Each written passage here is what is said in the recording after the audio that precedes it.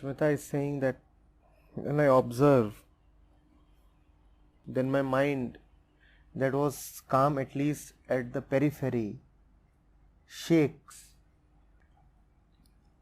So how to observe? That is the whole point of observation. To really come to learn the facts, to really know what is going on.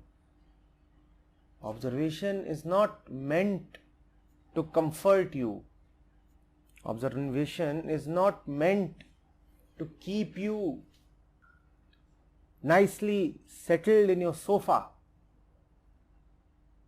Observation will shake you up, and that is why people don't want you to observe. And that is why you are asking how to observe without getting shaken up.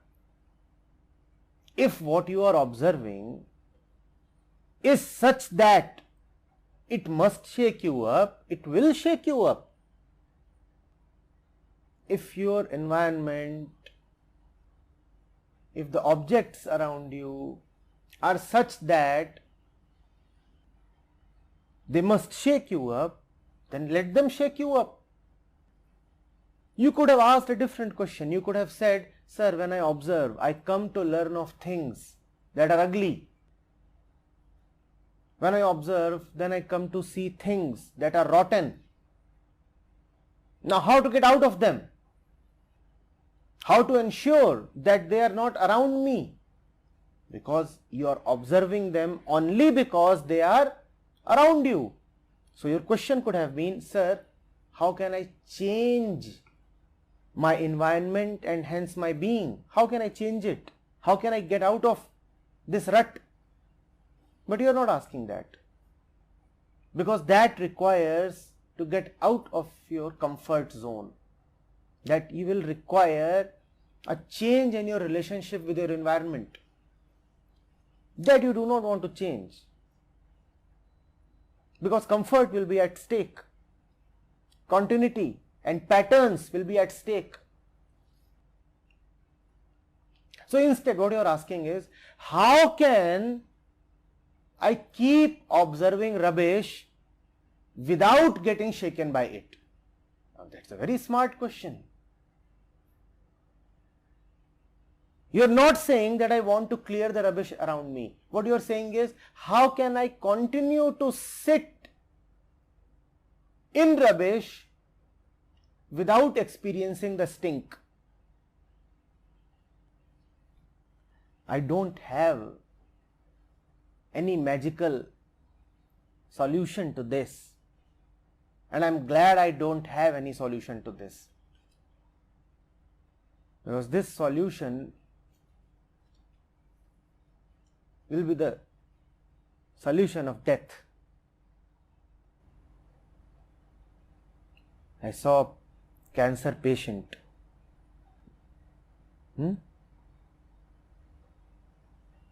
Doctors had said that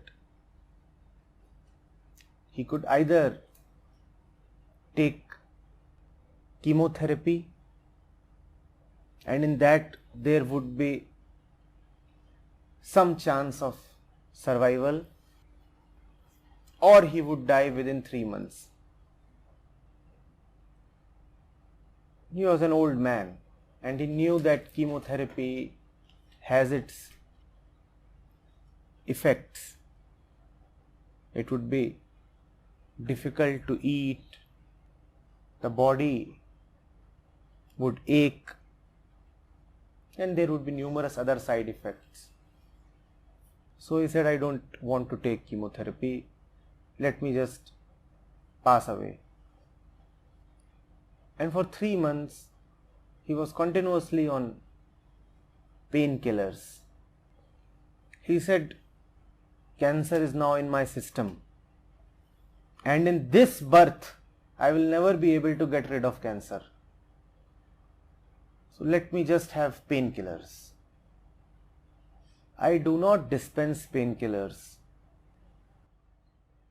And in all your questions, directly or indirectly, you only ask for painkillers. You never ask to get rid of the cancer in your life. If it stinks, throw it away. Is that not simple? Is that not direct?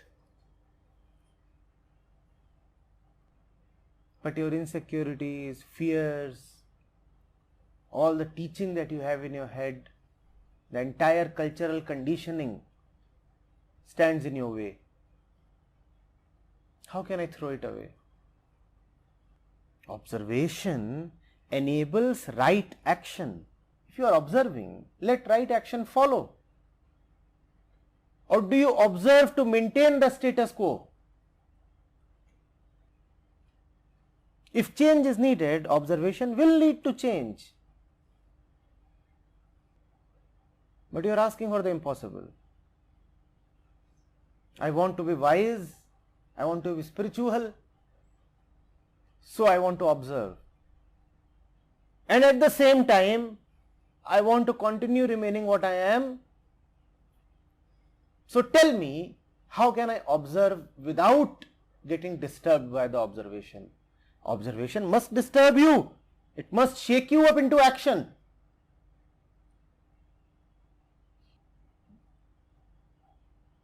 When I say go out and watch, and when I say go in and watch, I mean watch so that you know what you need to do. Watch out so that you know that the world needs change. And watch yourself so that you know that the outer change will only follow inner change. Or is watching a pastime? Or is observation just a hobby, a habit? Spirituality is disruptive. Wisdom is a rebellion. You cannot be spiritual and yet continue to be in your old ways. Everything about you is demolished. And that is why it is not for the weak. That is why it is not for those who will start weeping and crumbling when things around them are crumbling. Spirituality is for those who can take a sledgehammer in their hands and willingly destroy everything that deserves to be destroyed. Willingly, brutally, recklessly, without any attachment. If it deserves to go, it must go. And what deserves to come in, must come in. Who am I to stop that? It's the justice of truth. Who am I to supersede that? The highest court has passed the order. I can only follow. Witnessing tells you the orders passed by the highest court. It acquaints you with the judgment of the highest authority. And when you know the judgment of the highest authority, don't try to stand against it. If he is saying it is rotten, then just say it is rotten and it will go. Stop. His verdict is higher than whatever you think. When he says do this, simply do that. Don't act so smart. Don't block his way. Your background,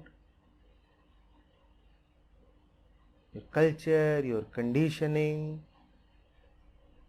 your calculations mean nothing. And don't be afraid. He doesn't tell you to demolish your hut without first having arranged a palace for you. But you will not get into the palace till the time you are obsessed with your hut. If he is saying, demolish your hut, rest assured, he has already arranged a palace for you. Don't fear for your security. Your security cannot anyway be assured by your own actions. Somebody else is in charge of your security. Have faith in him. That you don't have, right? That is the point at which all your doership resists greatly. That is the point at which there is simply disbelief in your eyes. No. Nobody else is in charge of me.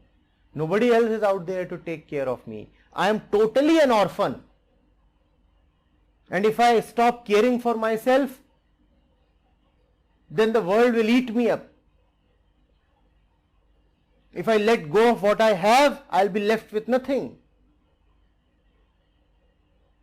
That's what your ego keeps telling you. It keeps telling you that you deserve nothing. So whatever little, whatever rotten you have is just too much. And you should be thankful for this much. And you should not look at anything bigger, anything beyond in the life. It keeps telling you you are limited and small. It keeps telling you that you deserve to be beaten around. It keeps telling you nothing better is possible to you, not because you already have the best, but because you do not deserve the best. And there is a great difference between these two statements. There is a man who doesn't aspire for anything better because he sees that the best is already there with him, in him. And there is a man who is so full of self-contempt that he can't even aspire for anything better because he thinks that he doesn't deserve anything better. There is a great difference between these two. Spirituality is not self-contempt. It is self-veneration of the highest kind. It is self-worship. When you worship yourself, you will not tolerate any insult to yourself. You will not tolerate any thought that is based on a concept of limitation. Not to surrender to truth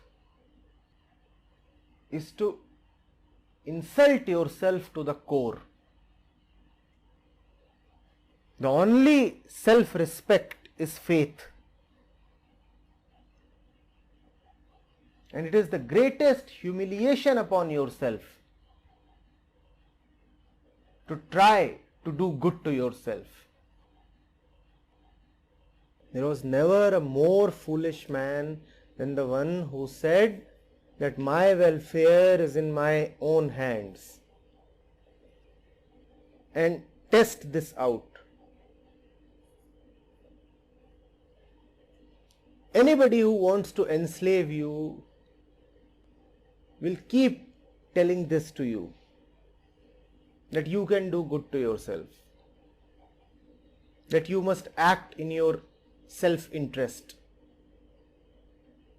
And whenever you come across a man, a voice that tells you this, you must know that this man is out to make a fool and a slave of you.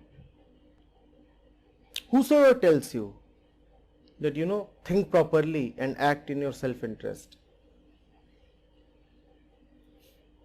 Whenever you act in self-interest, You will only act in interest of the world because the self itself comes from the world. And the world's interest is your self-ignorance, not self-interest. When you do not know who you are, then the world becomes powerful. But they'll tell you, take care of yourself. And when they are telling you, take care of yourself, what they mean is, you can be harmed. We have some power over you. We have some control over you. It is a statement made to terrify you. Even when they tell you, we are your well-wishers, they are just seeking to enslave you. What they mean to actually say is, we are your well-wishers. When they are saying, we are your well-wishers, that's what they mean to say, we are your well-wishers. You don't get the viciousness of this statement, do you? We are your well-wishers. Existence will not wish you well. Truth will not wish you well. God will not do you well. We are your well-wishers.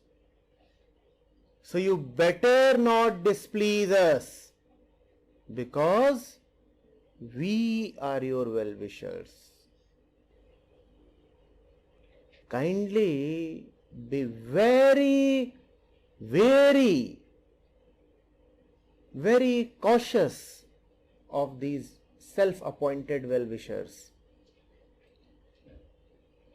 There is only one well-wisher. Only one.